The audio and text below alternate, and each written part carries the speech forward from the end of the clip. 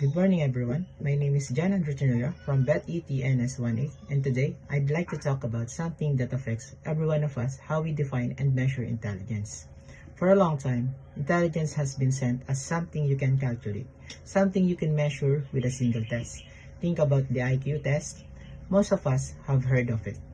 It is used in schools, in job applications, sometimes even to judge people's potential. But let me ask you, can a single number really define everything that makes a person smart? So, that's the core idea of my paper. Gauging intelligence, methods, and implications. It's about how we try to measure intelligence, why those methods matter, and how they impact our lives, in school, at work, and society as a whole.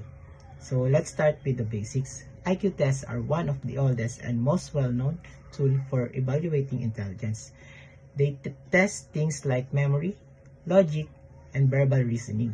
They give you a score, and that score supposedly tells you how intelligent you are. Simple, right? So, here's the problem. It's too simple. IQ tests don't tell the whole story. They don't measure creativity. They don't measure emotional understanding, and they often don't consider cultural background. A person who grew up in a different country, who speaks a different language, might score lower, not because they are less intelligent, but because the test wasn't designed for them.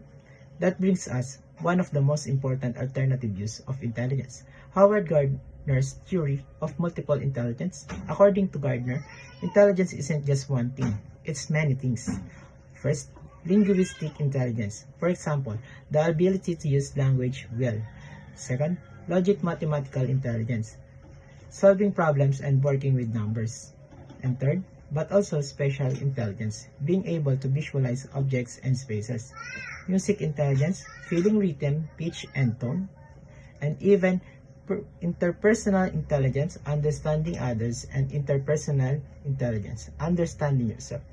Gardner's theory reminds us that intelligence is not limited to what can be graded on paper. Someone might not be good at math, but they could be a great leader. Another person might struggle with language, but they can create music that moves people to tears. And let's not forget emotional intelligence.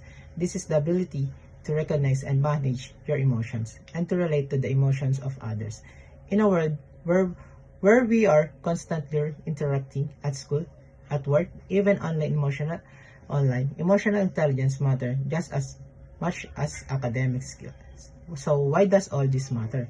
Because how we measure the intelligence affects how we teach, how we hire, how we judge potential, and how people see themselves. Imagine a student who struggles with standardized tests but is an amazing artist. If we only focus on IQ, the students might feel like a failure. They might lose motivation. They might even believe they are not smart. But if we can recognize different types of intelligence, we can support every student in their own way. A teacher might notice a student is great at working with others and give them group leadership tasks. Or they might recognize a student who learns through music and use rhythm to teach math.